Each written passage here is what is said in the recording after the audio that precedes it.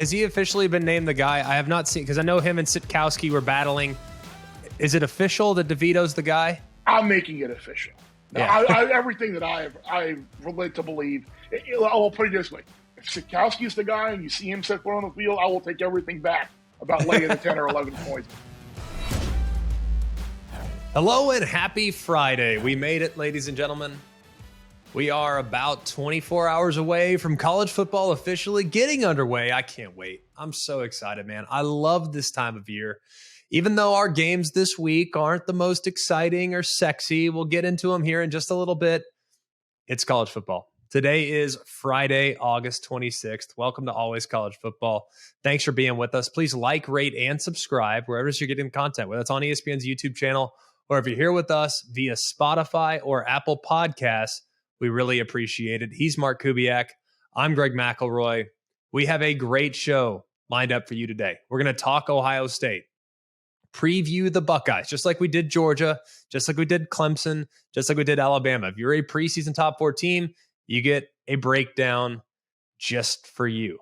We're going to have Joshua Perry join us here, the former Ohio State linebacker, current commentator on several different platforms. So we'll have a great interaction with him as we dive deep into the Buckeyes roster here in 2022. And we're going to be joined, like we will be every Friday, by Chris The Bear Fallica. We're going to go over this weekend's lineup, hit some games, hit some key numbers, maybe find a little value, maybe place a little action. It'll be a great time today as we get you prepared for week 1 next week.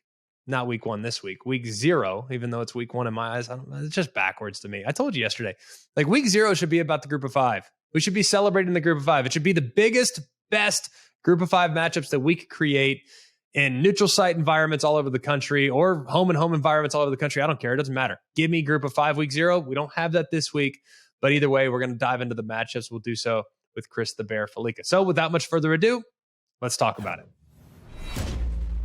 So happy to be joined now by Big Ten Network analyst Joshua Perry. He does an amazing job on the Big Ten Network, but everywhere I see him, he's always doing work. Y'all are always grinding. But I always think of him as the 2014. Were you a captain or were you just the best player on the team in my eyes? That's the way I see it. Listen, I can't go best player. I was the captain the next year, but I did lead the team in tackles. That is my only claim to fame from that year. Star-studded group, though. If you're going to lead the team in tackles, it's good to see Bosa beneath you and all those other guys beneath you. That's a good spot to start, man. Look, like we've done with Georgia and Aaron Murray, we did it with Eric McClain and Clemson. I did Bama. We're taking off the Big Ten Network hat. We're putting on a Buckeye hat for the next 15 to 20 minutes, if you're all right with that. Is that cool? Are your bosses at Big Ten Network good with that? They'll be all right. I think so too. If nothing else, we're both wearing scarlet. So that's, we're in good shape. Being Buckeye homers here, at least for the moment. Let's talk about the team.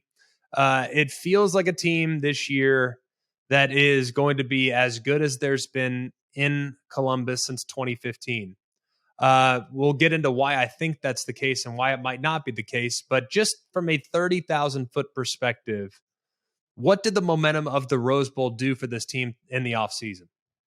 I think it did a lot. And you talk about a year last year where, fans weren't happy, players weren't happy within that building. I know there was obviously some coaching changes that went on that were necessary there. But that victory showed a lot of things. Number one, it showed grit. Like that was an Ohio State team where people questioned their toughness at times during the year.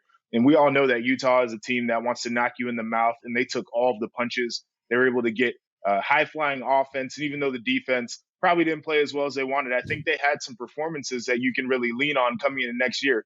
I look at a guy like Tommy Eichenberg, who had 17 tackles in that game, and a lot of people questioned his play throughout the year. And so you take that into the offseason, you build upon it, you can become a leader off of those types of performances. I think that's huge. But overall, too, I think that even though you get a Rose Bowl victory, you're not satisfied. Like 11-2 in a Rose Bowl is not what Ohio State wants. And so even with the success, there's a lot of things that you can lean into during the offseason. It's always better going into the offseason saying, okay, we did these things well, but we're nowhere near where we want to be. And I think Ohio State used all that to their advantage, got back to some of the toughness things that they had done in the past. And I know Ryan Day adopted the motto, tough love. And I think that's exactly what those guys need, is a little bit of tough love. It was it's not often that you see coaching changes after a year in which you guys play as well as you did. That's what I think it'll get everyone's attention. It's like, all right, well, we were pretty good, went to the national championship 2 years ago. Last year won the Rose Bowl, but hey, the status quo is not good enough, especially on defense. So Jim Knowles now being up there, and you know what he's going to bring, an aggressive style, a multiple style, more so than maybe the previous staff. What have you seen so far from Jim Knowles, and that's going to give you confidence that group will be significantly improved? Yeah, I mean, I think it starts with how he got there. Ryan Day decides he wants to go out and get the best guy for the job. And so they open up the pocketbooks, pay him about, $2 million a year to go out there and be the defensive coordinator at Ohio State. It's a lot of money, but you're picking a guy who had a top 5 defense with only 4 and 5 star players basically out there on the football field. And you mentioned the aggression. That was one of the hallmarks. They were great in creating negative plays. They were great in holding teams on third down. They were great in the red zone, like all the things you want out of the defense. But the multiplicity that you mentioned is what stands out to me because, we were all watching last year and you go out there and these cats, man, it was basically single high coverage at the beginning of the year. And then they made a little bit of change who was calling the defense after that. And you saw a little bit of too high sprinkled in, but like anybody watching the game knew exactly what it was going to be. Right. And with Jim Knowles, he plays those safeties at like 9 yards. There's going to be 5 of them kind of in a curtain back there. You don't know who's dropping. You don't know if somebody's blitzing. You don't know which linebacker is about to run through a gap. You don't know what kind of twist you're going to get up front. And it's really unnerving, especially from your perspective. As a quarterback, you're looking like, dude, what the hell is going to happen? And that's when you know that you can have a really good defense. Is you're going to create chaos. But you look at the roster, and one of the narratives from last year that really bothered me was that there weren't good enough players on Ohio State's defense. They recruited well for years. The players are good. And now you're going to pair them in a scheme that's going to allow them to play aggressive. And you feel like it might not be top 10 like Ryan Day said he wants, but it's going to be pretty daggone good. Well, one thing, part of the reason why you can be simple defensively is because you have better players. It's like, hey, let's not screw it up. Let's just go mano-a-mano. Like my corner is going to cover your best receiver.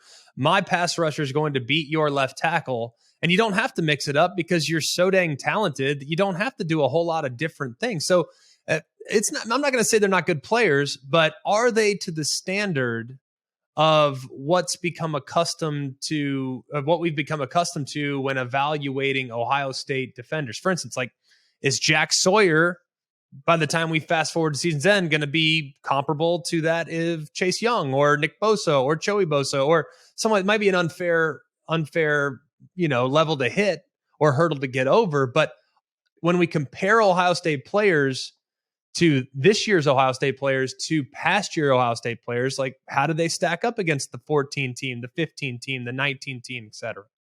It's a really good question. And I think part of it is you become accustomed to having top 5 picks as your edge rushers. And it's really difficult to turn those guys year in and year out, but that's not an excuse. At Ohio State, that's the level that you expect.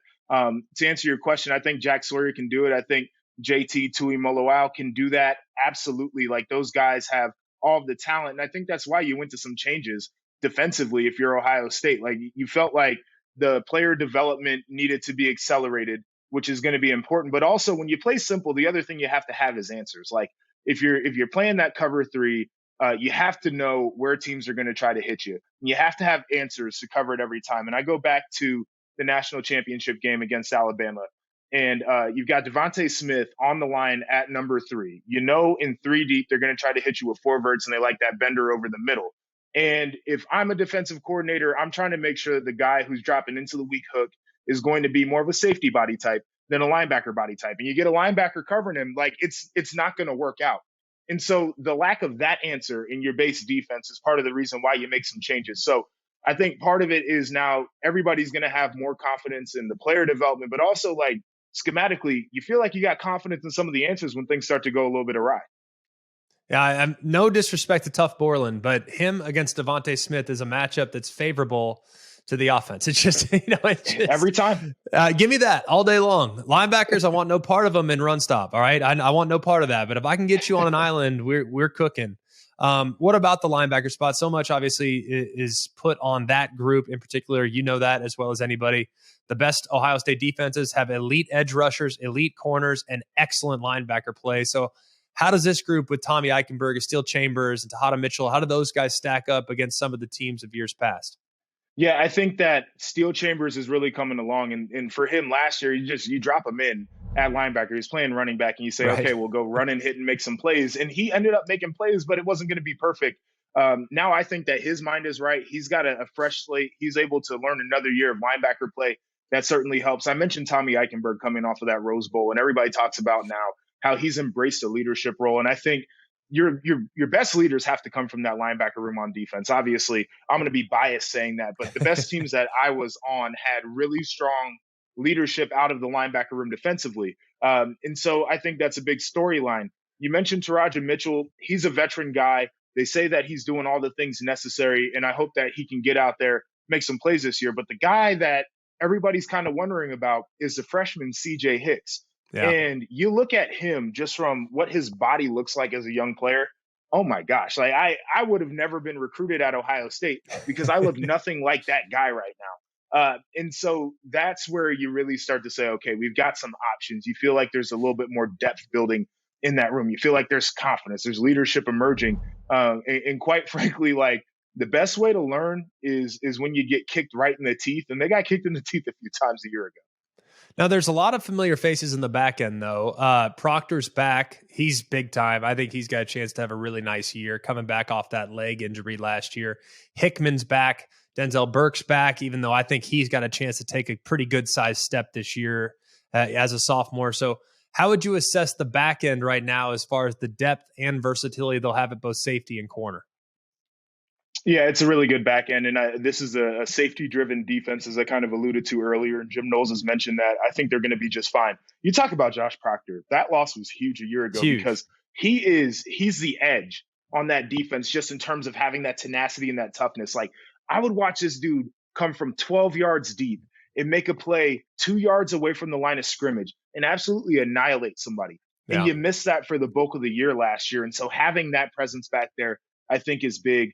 Ronnie Hickman, phenomenal athlete, somebody who has taken on a leadership role as well. And he understands that he needs to be versatile within this scheme.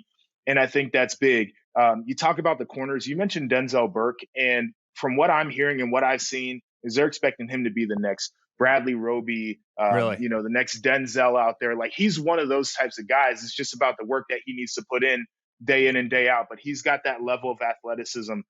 So you feel really good about it.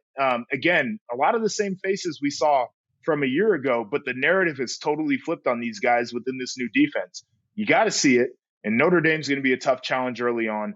But you play 5 games at home early. You get Wisconsin at home before you go on the road. Like, feels like you get a little bit of an advantage in terms of working some things out, being in a comfortable environment. But these guys all know what they have to be. And there's a lot of pressure from outside, from within, for them to get back up to that standard.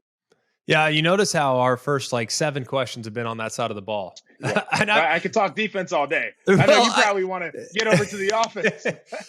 I mean, if we're honestly going to sit here, there's not that much assessment to be done from Ohio State's offense. Like, look at the numbers, watch the tape. It's right there in front of you. So I'd love to ask you about the offense, but I just don't feel like there's many answers that are needed. Everything's a known commodity. Now, we know Jackson Smith and Jigba's the one at wide receiver. That's to be expected. Going to play the slot, ton of volume, get a ton of catches. But where does it go beyond him? Like, what's the pecking order at wide receiver? Because we know he's one. I feel like it's going to be Marvin Harrison. Maybe it's Julian Fleming. I don't really know who 2, 3, 4, 5, and 6 are. Yeah, so you mentioned Jackson, like, known commodity. The Rose Bowl that he had is the greatest receiving performance in bowl game history. We can expect a lot more of that. You mentioned Marvin Harrison Jr., and I do a training camp tour of the Big Ten. Obviously excited every time I can get back to Columbus, and I'm watching these guys practice, man. And this dude is absolutely electric, and he is a long receiver, but he's rocked up, like really built well. But the one thing that I noticed is he has a long torso, which means that he has lower hips, a lower center of gravity for a taller wide receiver. So he is as fluid as any big receiver you'll see, getting in and out of breaks. And I think that's a huge advantage in his game because it gives you a little bit of versatility in where you want to plug him in offensively. And so I can't wait to see what he looks like. Julian Fleming's a guy who's been around the program, has been waiting for that break, dealt with some injuries. But again, another rocked up wide receiver. He's got natural hands, good route runner, all the things that you want. You can go down the list. Emeka Egbuka, another guy who's been around. They're expecting to be big. Jaden Ballard is a younger player who started to emerge as well. If there's one thing that Ohio State is going to give you now, it's some great wide receiver play. And it seems like year in and year out, when Chris Olave came onto the scene, nobody really knew who he was, wasn't a very highly recruited guy, ends up being a first-round pick. We knew what Garrett Wilson was going to be, and he lived up to all that hype. And now I feel like they got some more of those guys in the pipeline where you plug them and you play them, and they're going to be exceptional. It's phenomenal. I remember actually being at one of Chris Olave's first practices, like 2017 or something like that. And maybe 2018, we were doing a game. And I remember Urban Meyer saying, that dude right there is going to be unbelievable. I go, Olive? Who the heck is this guy? Like, yeah, right. No, sure enough, he was right. That's where I was like, Olive. I've never even heard. Was he a walk on? Like, who is this guy? But anyways, he obviously Urban hit that one on the head. We don't really need to talk about CJ Stroud. That kind of goes without saying. The guy's phenomenal. Quick release, great arm, athletic, all those other things. I want to talk kind of a little bit more about his supporting cast. How's the offensive line? Because this is a group. And this might sound harsh, and I feel like Ohio State fans will kind of understand where I'm coming from. They kind of look like Tarzan, but don't play like Tarzan all the time. Like I feel like this group, it's 6'8" across the board. Like everyone's just literally straight out of a factory. All the offensive linemen look like the New York Giants, but they don't play with that same level of physical intensity every single down. Can we expect a more consistently physical group up front this year? That was one of the changes that was made on the offensive staff. The only change there was bringing in Justin Fry from UCLA to coach that offensive line. And I've got to spend some time with him. I think he's phenomenal. He coaches like a raving lunatic. That's exactly what they need. But he's perfect a guy offensive line coach. What other position? Offensive line, defensive line, you got to be crazy to coach one or the other.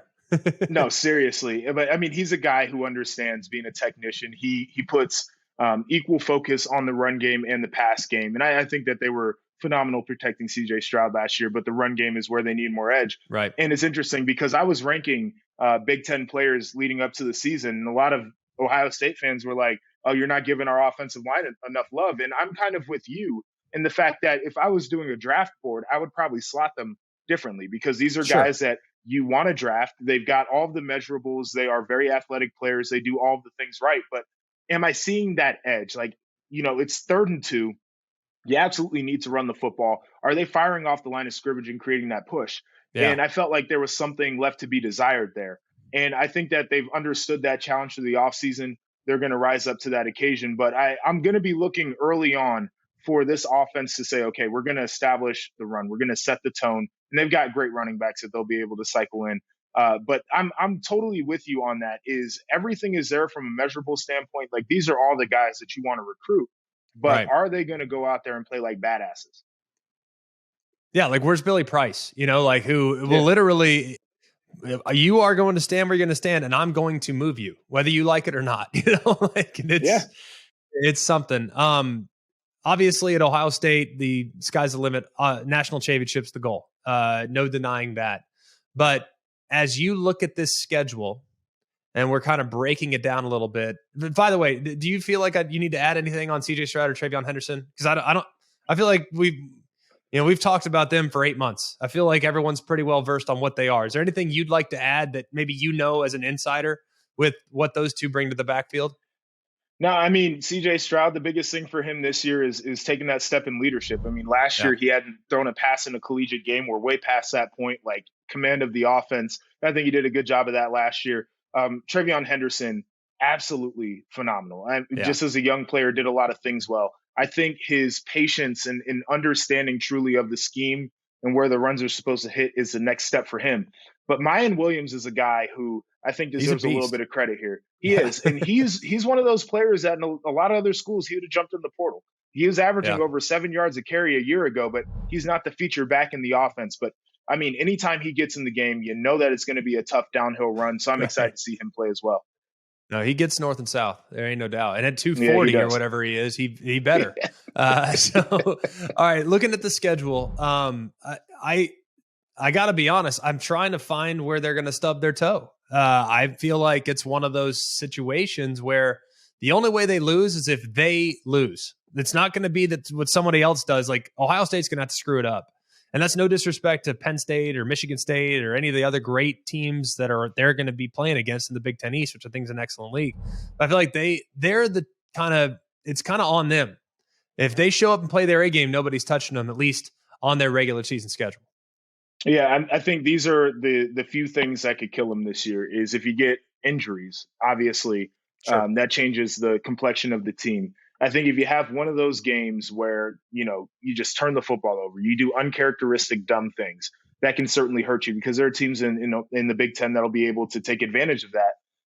And that's really it. Like on defense, if you cut guys loose in the back end, playing a little bit too aggressive, maybe you give up some big plays, but you feel like you got the firepower offensively to overcome those situations anyway. So I don't see a lot of challenges. But one thing I will say is I think there's a good chance that when the Wolverines go to Columbus for that last weekend of the regular season, they'll be undefeated as well.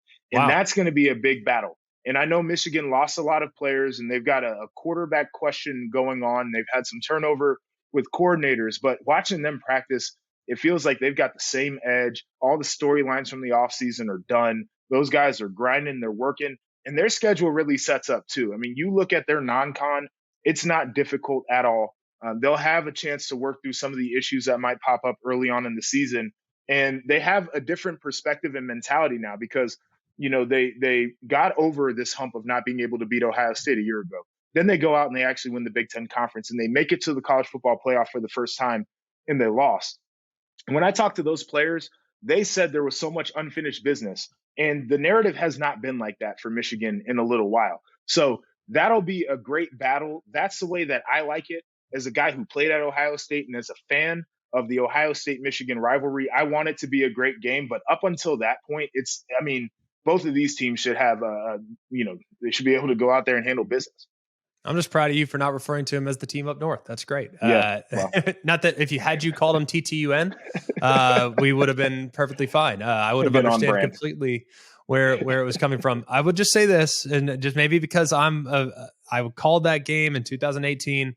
Be careful of the road trip to College Park in the second to last week of the season. You just said, Michigan's going to be circled. We know that.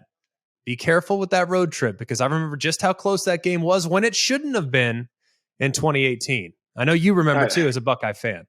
Yeah, that was the 2-point conversion there at the end. That's right. Yeah. Well, their running back, Anthony McFarland, had 2 carries for 160 yards and 2 touchdowns with about 13 minutes left to play in the first quarter. So it was a track meet. And Maryland is they're a sneaky team. If they weren't playing in the Big Ten East, it'd be a different story behind them. But you got Leah Tungavailoa, who I know you're familiar with, and I think the world of him. He had a terrible game against Iowa last year, and you take that out of there, stats look pretty daggone good for that guy. Their wide receiver room, you could rival with any of the best in the country as well.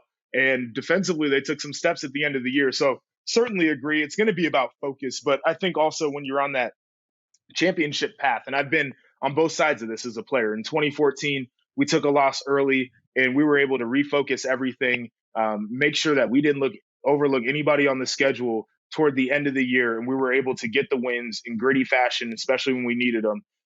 And that's the championship mentality. But you flip it over to my senior year in 2015, and you get that nasty game against Michigan State where it's wet and it's raining and nobody's really moving the football.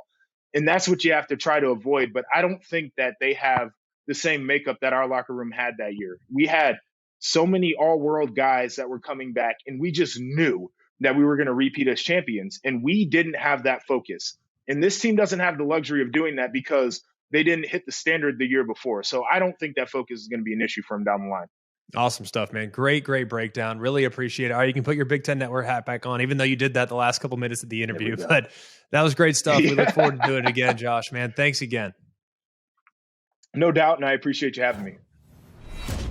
Thrilled to now be joined by our good friend of the show, weekly guest, Chris The Bear Fallica of College Football Game Day, College Game Day, doing Thursday Night Football. He's all over the place, so he'll carve out some time with us every single week to help preview the lines and the action for the weekend's game. So with some games coming up this weekend, we had to have him. Bear, what's going on, my friend? Not much. We're just itching to go for this weekend. It's funny. It's not often that you'd be super excited for a Hawaii Vandy game, but that's what we got late on Saturday night, and I'm sure we are all going to be anxiously searching for that game and awaiting for that game as the traditional get out game on Saturday night. Hopefully we won't have to hopefully it won't be a get out game. Hopefully it'll be you know what? It's their money. I'll play with it. And then I'll dabble. Try and train. Exactly. There you go. I think that game's interesting, by the way. I'll tell you why in a minute. Let's start with some of the under the radar games. Some early steam, Bear, that I caught my attention. Okay. Nevada and New Mexico State. This game opened at 12.5. Yeah. Money just pouring in on New Mexico State. It steamed all the way down to 9. Now you see it in some places 9.5, 9. When you see that kind of movement in week 0, what does that trigger for you? It's a play because that steam was legit steam and a legit move as a reaction to what's been happening at Nevada. With the new head coach, they lost so many guys in the portal. They lost guys to academics. They lost guys to injury. This is a team, I think, in transition this year. And I actually played – I'm glad you brought this up because I actually played Nevada as a win total under 4.5. I did not play the New Mexico State game because I did not get down in time to take advantage of the move. But I did take Texas State next week. I think I got them at +9 or so. And I think that number has come down. So I think at the very least for next week, I'm going to have a nice middle opportunity with the Nevada New Mexico State game. But that's certainly – I can't trust New Mexico State because they're one of the worst teams in the country. Is Nevada going to be that bad? I don't know. But at the same time, the move in the steam was legit coming from guys in the know as a reaction to Nevada, who is probably not going to be very good this year. See, you say that, Bear, and then I looked at New Mexico State week 1. They play against Minnesota. Minnesota opened as a 38.5 point favorite. Now that number has steamed down to 36.5. So it made me think, is there something that we're missing with New Mexico State? So when you see consecutive weeks where there's heavy steam, is that an autoplay? Do you stay away? Does it freak you out? The Minnesota game would not be an autoplay for me. I think probably a couple of things that might have triggered that was that you would have the team which has played a game already as north of a 5-touchdown underdog against a Power 5 team that hasn't played. Got upset by Bowling Green last year. I think Colorado is the game that I think Minnesota has after that. So maybe you think of, look ahead to a Power 5 opponent. So I think those are probably the factors that came into that line moving down a little bit. Yeah. Where else in the college football world can you get 4 minutes on New Mexico State? All right. That's what we're here for at Always College Football. All right. Moving to some bigger games, some bigger teams. This one kind of jumped out to me. Nebraska Northwestern. Everyone wants to remember last year, but I think the average better, the casual gambler, I would put $20 on a side. I would think they'd see that 2-touchdown number just south of 2 touchdowns. The line's at 13 right now in favor of Nebraska. And they think Pat Fitzgerald, Northwestern, they were bad last year. No way they're going to play poorly again. Wait, hang on a second. Nebraska is laying almost 2 touchdowns against a well-coached team. To me, it's Nebraska hammer. I love this Nebraska. It is. It's a hammer to me. I love Pat Fitzgerald and Northwestern as much as the next guy.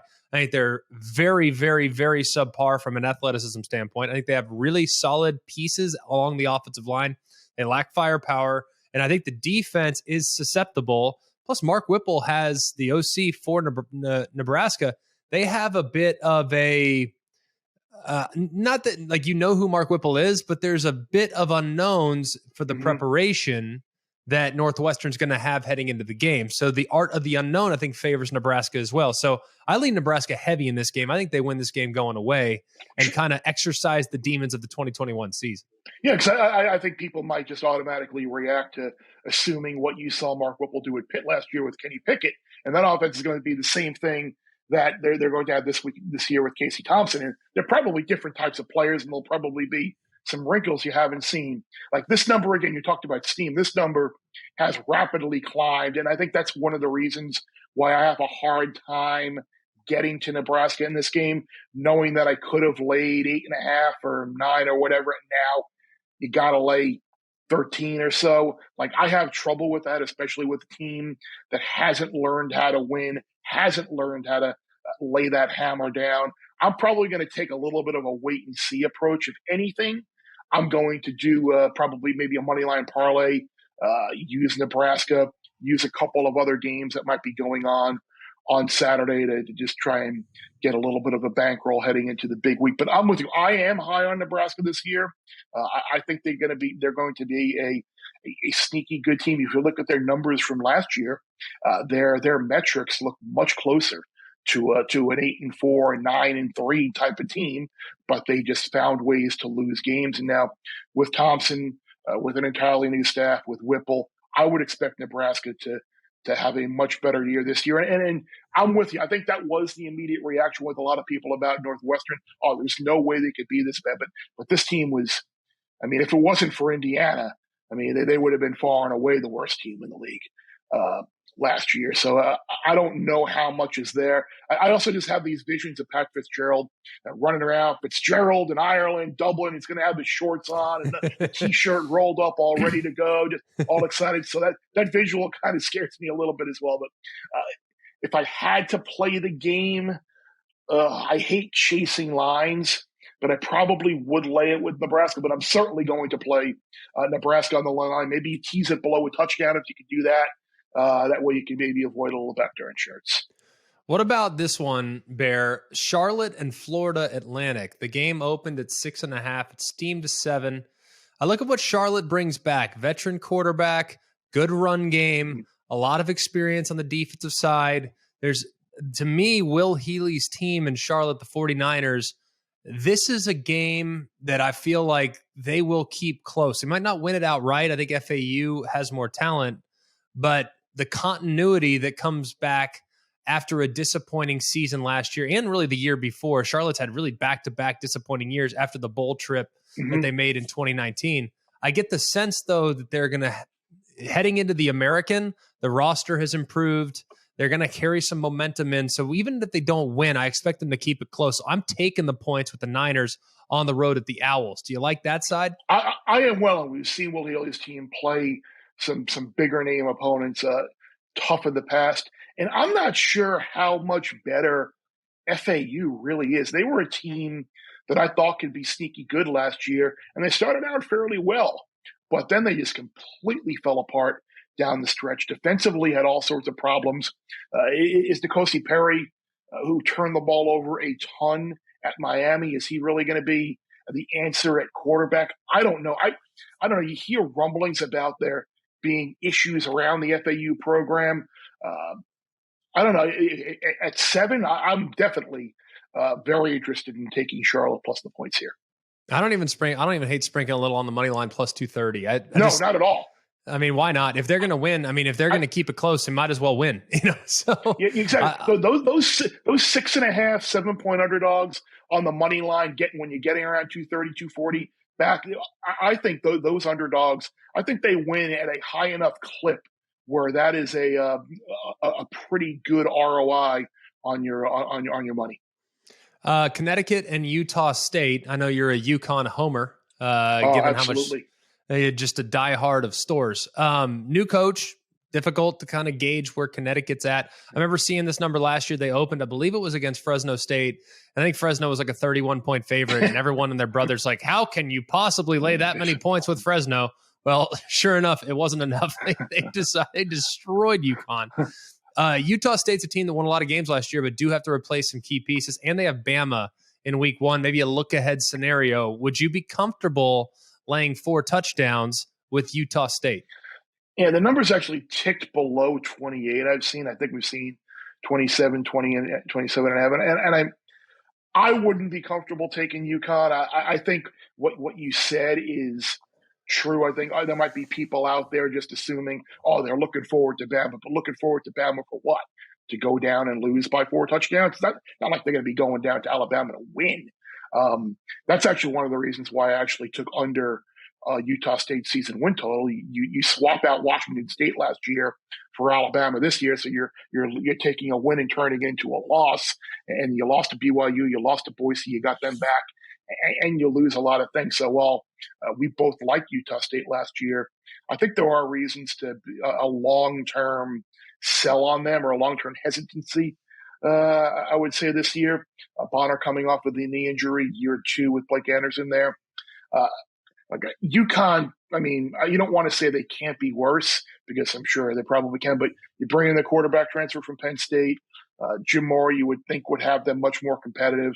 But I mean, this is game 1 of year 0. I mean, they don't have any players, right? So I think last year we might have been a little guilty early on that nobody knew like how good Jake Haener and that offense was, right? And that kind of was like whoa, and then the combination of UConn just being worse than people think.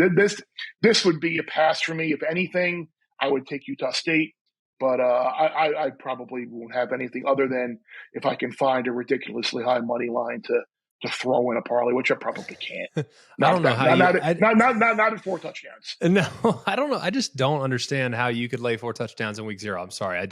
Maybe Utah State's the second coming of the 85 Bears. They shut them out, and they look like LSU in 2019 on offense. But I have a difficult time assuming that. So let's get to the closest game on paper of the weekend. 2 teams that have bowl hopes this year. North Texas finished with the flurry last year, really established an identity to control the line of scrimmage, run the football. UTEP, sneaky good football team, very, very tough, have done a great job of revitalizing that program in recent years.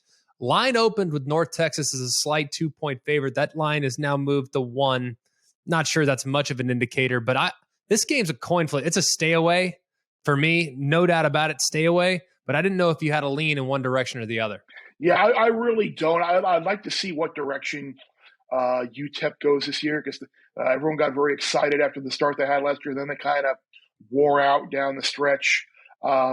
I'm curious to see what I think there are reasons to like both of these teams as the year goes on and when they get further into conference play and get some other teams. But it would just be a guess. This is a game I think simply for action junkies.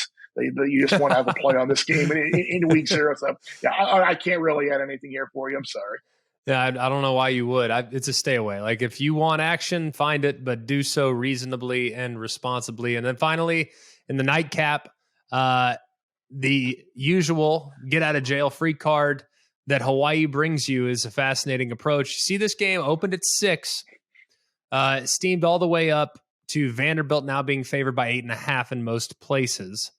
That to me is a lot of movement. And I know Vanderbilt went out. This is not a regular season game, so they have ample time to get prepared. Mm-hmm. They went out on Tuesday, so they got 4 good days to get prepared, to acclimate, and all these other things. But there's also 4 days to be distracted by what might be sitting right in front of them. I cannot feel comfortable or confident laying north of a touchdown on the road against Hawaii and the island, because when you play Hawaii, you're not just playing the football team, you're playing everything else as well. So no, you're not.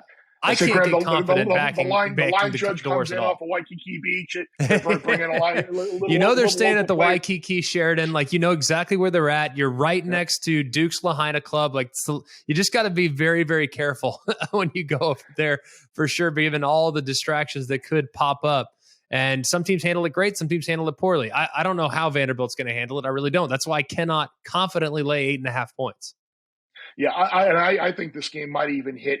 Now, I know a lot of people that like Vanderbilt quite a bit in this game. Now, that was probably more at 6, 6.5, 7 than 8.5.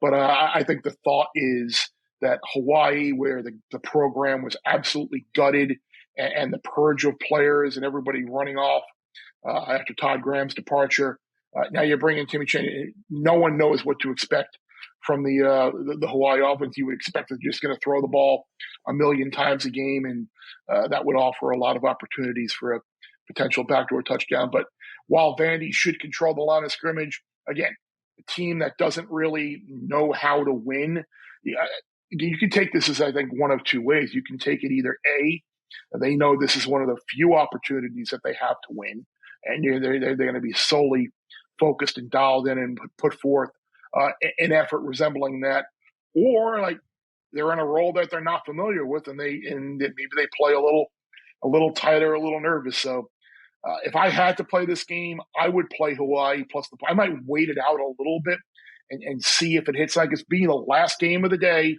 You know that people, I think, will play Vandy, maybe play the favorite, bet this thing up to 9, and wait. So I'd wait it out. And you missed, by the way. I got it. You are not in midseason form because you missed the only game of the day that I truly love. Wyoming Illinois. You're really going to go Wyoming Illinois? Yeah, I am. I love Illinois in this game. I think 11 points. It's up to 11 now, so all the early action. It's 11 now. I'll still lay 11. I laid 10. So I'd lay 11. I don't think that's a massive deal. But you bring in Lunny as an offensive coordinator that you're familiar with. They really struggled at times last year on offense. Well, not at times, most of all of last year on offense. But you've got 2 good backs. Tommy DeVito, who in 19 had a good year. It's Syracuse, a quarterback. You bring him in.